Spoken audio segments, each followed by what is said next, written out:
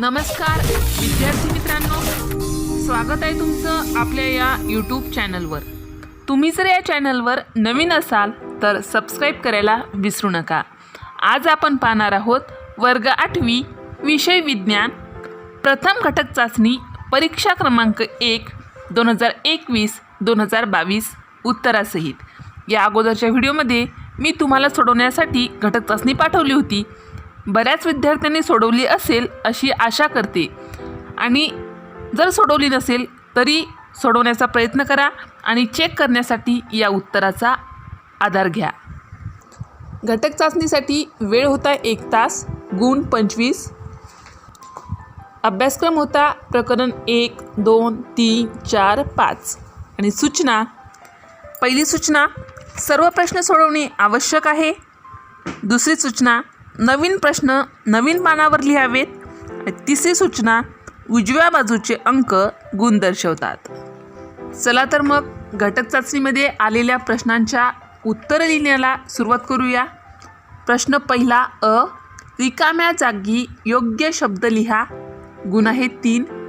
पहिलं विधान, आपल्या शरीरावर हवेचा दाब रिकामी जागा दाबा इतका असतो।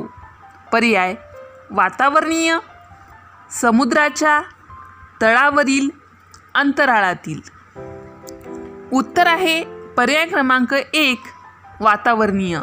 आपल्या शरीरावर हवेचा दाब वातावरणीय दाबा इतका असतो। दुसरं विधान, धबधब्याचे पाणी वरील पातळीपासून खालील पातळीवर पडते, याचे कारण रिकामी जागा। पर्याय, चुंबकत्व, गुरुत्वाकर्षण, विभवांतर, विद्युत प्रवाह। उत्तर आहे पर्याय क्रमांक 2, गुरुत्वाकर्षण। तिसरं विधान, इलेक्ट्रॉनवर रिकामी जागा प्रभार असतो। पर्याय, धन, ऋण, उदासीन। उत्तर आहे ऋण, इलेक्ट्रॉनवर ऋण प्रभार असतो।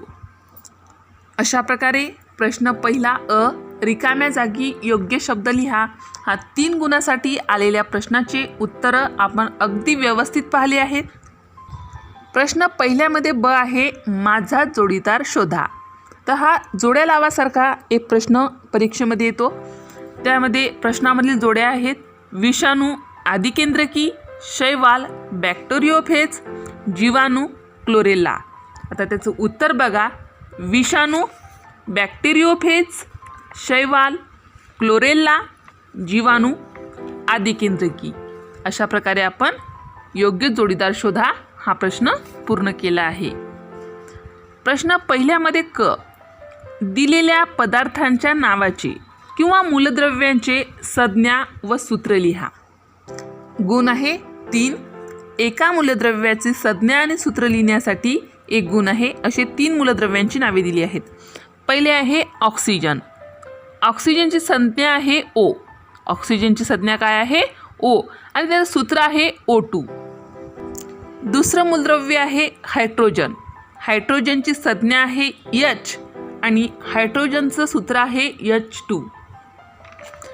तिसरं आहे मूलद्रव्य नायट्रोजन।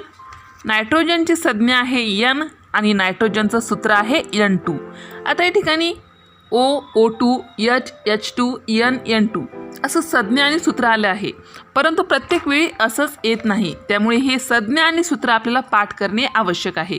उदाहरण बघा, आता समजा आपण हेलियम घेतलं, मूलद्रव्य आहे हेलियम आणि हेलियमची संज्ञा आहे He, तर त्याचं सूत्र हे H2 असेल का किंवा He2 असेल का? तर नाही, हेलियमची संज्ञा आहे He आणि त्याचं सूत्रसुद्धा आहे He। त्याच्यामुळे प्रत्येक गोष्टीची संज्ञा आणि सूत्र हे वेगवेगळं असतं, एकाला दुसरं अनुसरूनही नसतं। त्यामुळे हे पाठ करणे आवश्यक आहे। अशा प्रकारे प्रश्न पहिला अ, प्रश्न पहिला ब आणि प्रश्न पहिला क या वस्तुनिष्ठ प्रश्नाच्या उत्तराचा आपण या ठिकाणी आढावा घेतला आहे। अजून एक अशी सूचना आहे की जेव्हा आपण वस्तुनिष्ठ प्रश्न परीक्षेमध्ये उत्तर लिहिताना प्रश्न क्रमांक टाकणे आवश्यक आहे, उपप्रश्न असेल तर उपप्रश्न टाकणे आवश्यक आहे। शिवाय वस्तुनिष्ठ प्रश्नाचे उत्तर लिहिताना तो प्रश्न लिहायचा आणि उत्तराखाली व्यवस्थित अंडरलाईन करायची, कधी वाटल्यास त्याला व्यवस्थित बॉक्स करायचा आहे, व्यवस्थित ॲरो करायचा आहे, जेणेकरून आपला पेपर सुशोभित दिसेल आणि आपल्याला गुणही चांगल्या प्रकारे मिळतील. प्रश्न दुसरा अ. फरक स्पष्ट करा. कोणतेही 2 गुण आहेत 4. 3 फरक स्पष्ट करा दिले आहेत, परंतु ही जी घटक चाचणी आहे ती उत्तरासहित आहे, त्यामुळे मी तुम्हाला 3ही फरक स्पष्ट करायची उत्तरे सांगणार आहे. पहिला फरक स्पष्ट करा आहे संसर्गजन्य रोग व असंसर्गजन्य रोग. उत्तर संसर्गजन्य रोग यामध्ये पहिला मुद्दा आहे जे रोग एका व्यक्तीपासून दुसऱ्या व्यक्तीला होण्याचा संभव असतो अशा रोगांना संसर्गजन्य रोग असे म्हणतात. आता असंसर्गजन्य रोग यामध्ये पहिला मुद्दा जे रोग रुग्णापासून दुसऱ्या निरोगी माणसाला होण्याचा काहीही धोका नसतो अशा रोगांना असंसर्गजन्य रोग असे म्हणतात. संसर्गजन्य रोग यामध्ये दुसरा मुद्दा दूषित हवा, पाणी, अन्न किंवा वाहक, कीटक व प्राणी याद्वारे संसर्गजन्य रोग पसरतात. असंसर्गजन्य रोग यामध्ये दुसरा मुद्दा असंसर्गजन्य रोग कोणत्याही माध्यमाद्वारे संक्रमित होत नाहीत. संसर्गजन्य रोग यामध्ये तिसरा मुद्दा जीवाणू, विषाणू किंवा आदिजीव यांच्या अकस्मात हल्ल्यामुळे संसर्गजन्य रोग होत असल्याने त्याची लक्षणे त्वरित दिसून येतात. असंसर्गजन्य रोग यामध्ये तिसरा मुद्दा असंसर्गजन्य रोग काही अनुवंशिक कारणांनी, काही शरीरातील बिघाडामुळे किंवा काही पोषणद्रव्याच्या कमतरतेने होऊ शकतात. त्यामुळे याची लक्षणे अकस्मात दिसून येत नाहीत. संसर्गजन्य रोग यामध्ये चौथा मुद्दा संसर्गजन्य रोगावर प्रतिजैविके अथवा आदिजीव, जंत असे वाहक मारण्यासाठी औषधे उपलब्ध असतात. उदाहरण क्षय, कावीळ, कुष्ठरोग, सर्दी खोकला इत्यादी. असंसर्गजन्य रोग यामध्ये चौथा मुद्दा असंसर्गजन्य रोगावर प्रतिजैविके वापरता येत नाहीत. येथे योग्य उपचार करावा लागतो. उदाहरण मधुमेह, कर्करोग, हृदयविकार इत्यादी. अशा प्रकारे संसर्गजन्य रोग व असंसर्गजन्य रोग यामध्ये आपण फरक स्पष्ट केला आहे. दुसरा फरक स्पष्ट करा आहे अणुअंक व अणुवस्तुमानांक. उत्तर अणुअंक यामध्ये पहिला मुद्दा आहे मूलद्रव्याच्या अणुकेंद्रकातील प्रोटॉनच्या संख्येला त्या मूलद्रव्याचा अणुअंक म्हणतात. अणुवस्तुमानांक यामध्ये पहिला मुद्दा आहे मूलद्रव्याच्या अणुकेंद्रकातील प्रोटॉन व न्यूट्रॉन यांच्या एकूण संख्येला त्या मूलद्रव्याचा अणुवस्तुमानांक म्हणतात. अणुअंक यामध्ये दुसरा मुद्दा मूलद्रव्याच्या समस्थानिकात अणुअंक सारखा असतो. अणुवस्तुमानांक यामध्ये दुसरा मुद्दा मूलद्रव्याच्या समस्थानिकात अणुवस्तुमानांक भिन्न असतो. अणुअंक यामध्ये तिसरा मुद्दा अणुअंक झेड या संज्ञेने दर्शवला जातो. अणुवस्तुमानांक यामध्ये तिसरा मुद्दा अणुवस्तुमानांक ए या संज्ञेने दर्शवला जातो. तिसरा फरक स्पष्ट करा आहे विषमज्वर व क्षय. उत्तर विषमज्वर यामध्ये पहिला मुद्दा विषमज्वराचा प्रसार दूषित अन्न, पाण्यातील जीवाणूंमुळे घरमाशांच्या मार्फत होतो. क्षय यामध्ये पहिला मुद्दा क्षयरोगाचा प्रसार थुंकीमधल्या जीवाणूद्वारा हवेतून होतो. विषमज्वर यामध्ये दुसरा मुद्दा विषमज्वरात ठराविक मुदतीचा ताप येतो. क्षयरोग यामध्ये दुसरा मुद्दा क्षयरोगात सतत बारीक ताप येतो. विषमज्वर यामध्ये तिसरा मुद्दा विषमज्वर हा आतड्यांचा व पोटाचा विकार आहे. क्षयरोग यामध्ये तिसरा मुद्दा क्षयरोग जास्त प्रमाणात छाती व फुफ्फुसे यांचा विकार आहे. विषमज्वर यामध्ये चौथा मुद्दा विषमज्वरात डोके व पोटात दुखते. क्षय यामध्ये चौथा मुद्दा क्षयरोगात छातीत दुखते. विषमज्वर यामध्ये 5वा मुद्दा, विषमज्वराची प्रतिबंधक लस साथीच्या वेळेस दिली जाते. क्षय यामध्ये 5वा मुद्दा, क्षयरोग प्रतिबंधक BCG लस लहान वयातच बालकांना दिली जाते. अशा प्रकारे विषमज्वर व क्षय यामध्ये फरक स्पष्ट करता येतो. प्रश्न दुसरा ब, व्याख्या लिहा. यामध्ये सुद्धा कोणत्याही 2 लिहायला सांगितल्या होत्या. गुण होते 4, म्हणजे एक व्याख्या किंवा संकल्पना स्पष्ट करण्यासाठी 2 गुण होते. परंतु या ठिकाणी आपण 3ही संकल्पनेची उत्तरे लिहूयात, कारण प्रत्येक विद्यार्थ्याला कोणत्याही 2 लिहायला सांगितले असताना ते सारख्याच 2 नाही लिहिणार. कोणी वरच्या 2 लिहिल, कोणी खालच्या लिहिल, कोणी मधातली लिहिल. म्हणून आपण या ठिकाणी सर्व प्रश्नांची उत्तरे पाहत आहोत. पहिली व्याख्या आहे अणु. उत्तर, द्रव्याचे सर्वात लहान एकक व सर्व भौतिक आणि रासायनिक बदलांमध्ये आपली रासायनिक ओळख कायम राखणारा मूलद्रव्याचा लहानात लहान कण म्हणजे अणु होय. दुसरी आहे विभवांतर. उत्तर, विभवांतर म्हणजे 2 बिंदूच्या विभवामधील फरक होय. ही भौतिक राशी धबधब्याची उंची, उष्ण व थंड वस्तूंच्या तापमानातील फरक या राशींसारखी आहे. विभवांतर व्होल्टमध्ये व्यक्त करतात. तिसरी आहे संतुलित आहार. उत्तर, ज्या आहारात सर्व पोषद्रव्यांचा समावेश योग्य त्या प्रमाणात असतो अशा आहाराला संतुलित आहार असे म्हणतात. संतुलित आहार असेल तर कुपोषण होत नाही, रोगप्रतिकारक शक्ती वाढते, काही प्रकारचे रोग टाळता येतात. अशा प्रकारे प्रश्न दुसरा ब या ठिकाणी पूर्ण केला आहे. प्रश्न तिसरा, थोडक्यात उत्तर लिहा. कोणतेही 2 गुण आहेत 4, एकूण 3 प्रश्न दिले आहेत. त्यामध्ये पहिला प्रश्न आहे, माल वाहून नेणाऱ्या अवजड वाहनांच्या चाकाची संख्या जास्त का असते? उत्तर, ठराविक बलामुळे निर्माण होणारा दाब बल लावलेल्या पृष्ठभागाच्या क्षेत्रफळावर अवलंबून असतो. क्षेत्रफळ जेवढे जास्त तेवढा दाब कमी होतो. अवजड वाहनांच्या चाकाची संख्या जास्त ठेवल्याने रस्त्याच्या संपर्कात येणारे चाकाच्या भागांचे क्षेत्रफळ वाढते, परिणामी दाब कमी होतो व टायर फुटत नाही. म्हणून माल वाहून नेणाऱ्या अवजड वाहनांच्या चाकाची संख्या जास्त असते. दुसरा प्रश्न आहे, मधुमेह होण्याची कारणे लिहा व मधुमेहाची लक्षणे थोडक्यात स्पष्ट करा.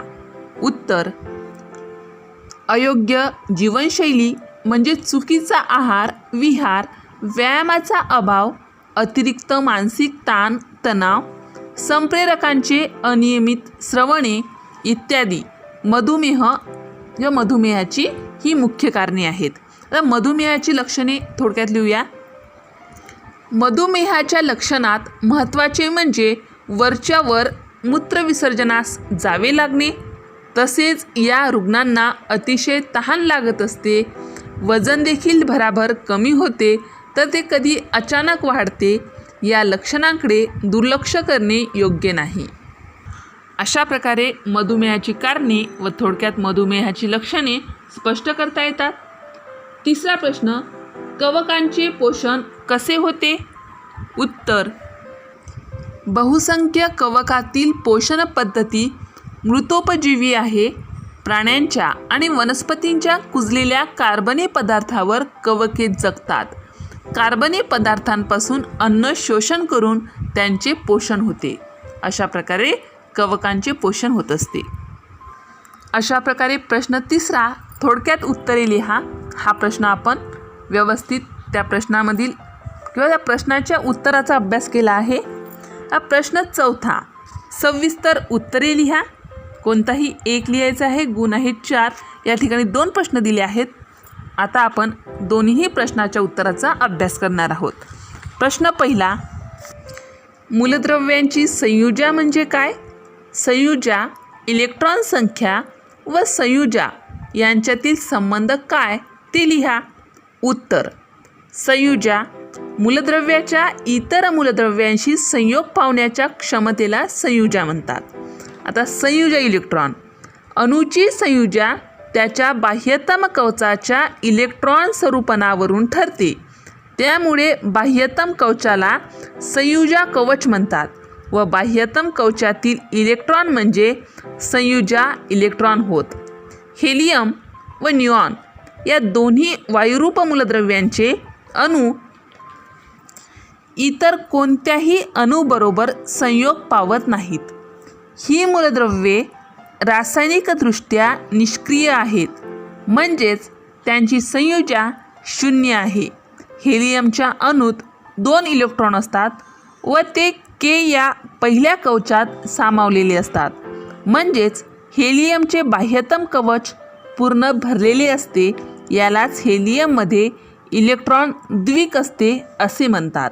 निऑन या निष्क्रिय वायूच्या इलेक्ट्रॉन स्वरूपणात के व एल ही 2 कवचे असून एल हे संयुजा कवच आहे. एल या कवचाची इलेक्ट्रॉन धारकता 8 आहे, म्हणजेच निऑनचे संयुजा कवच पूर्ण भरलेले आहे. यालाच निऑनमध्ये इलेक्ट्रॉन अष्टक आहे असे म्हणतात. के एल व एम या कवचांमध्ये इलेक्ट्रॉन असलेला निष्क्रिय वायू म्हणजे अर्गॉन होय. एम या कवचाची इलेक्ट्रॉन धारकता 2 गुणिला 3चा वर्ग, म्हणजेच पहिले 3चा वर्ग करायचा.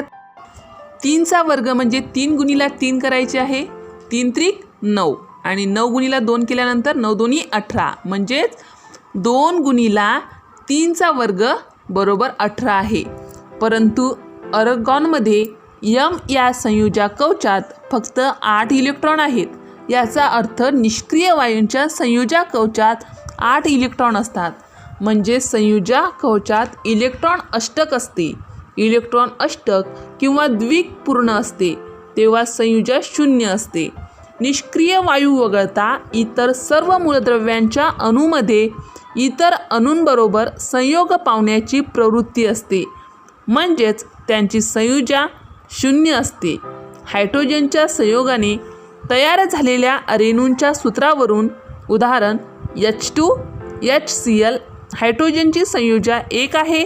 हायड्रोजनच्या इलेक्ट्रॉन स्वरूपणावरून दिसते की हायड्रोजनमध्ये 1 इलेक्ट्रॉन के या कवचात आहे, म्हणजे हायड्रोजनमध्ये पूर्ण द्विक स्थितीपेक्षा 1 इलेक्ट्रॉन कमी आहे. ही एक संख्या हायड्रोजनच्या संयुजेशी जुळते.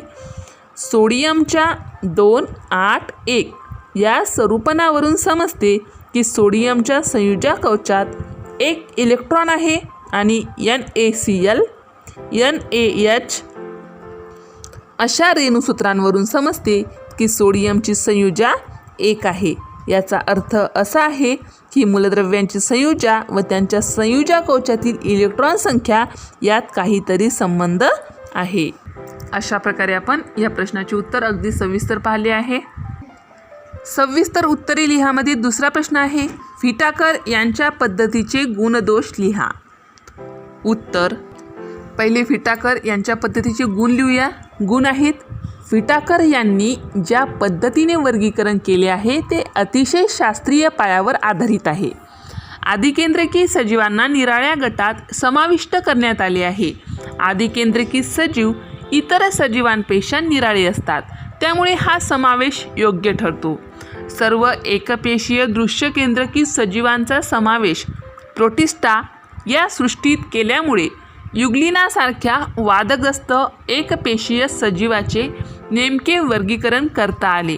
युग्लिनामध्ये हरितलवक असल्याने ती वनस्पतीप्रमाणे प्रकाश संश्लेषण करते आणि प्रचलनाचे अवयव असल्याने त्याचे वर्गीकरण पूर्वी आदिजीव प्राणी या वर्गात करण्यात येत असे. कवक या वर्गाचे पोषण मृतोपजीवी असल्याने त्याचा समावेश स्वतंत्र सृष्टीत करण्यात आला आहे. पंचसृष्टी वर्गीकरणानुसार पोषण पद्धती, पेशी संघटन, जीवन पद्धती आणि वर्गानुवंशिक संबंध या बाबी लक्षात घेतल्या जातात.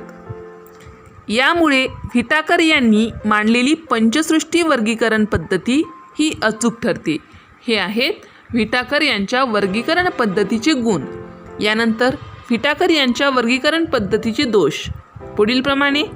मोनेरा आणि प्रोटिस्टा या दोन्ही सृष्टीतील काही सजीव प्रकाश संश्लेषण करणारे असतात, त्यामुळे काही स्वयंपोषी तर काही परपोषी असतात.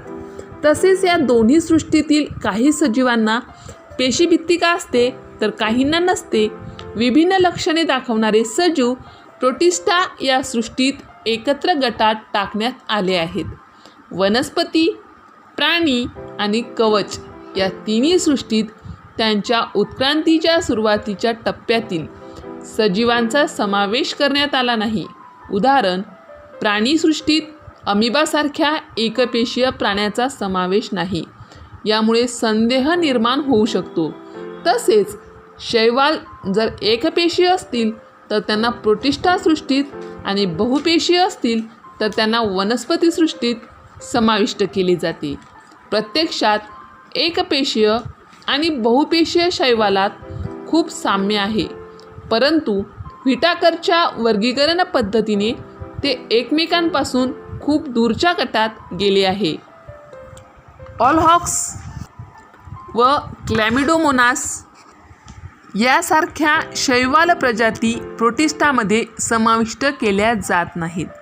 व्हिटाकरच्या वर्गीकरण पद्धतीत विषाणू कोणत्या सृष्टीत येत नाही. त्यांचे वर्गीकरण हा एक वादाचाच मुद्दा झाला आहे.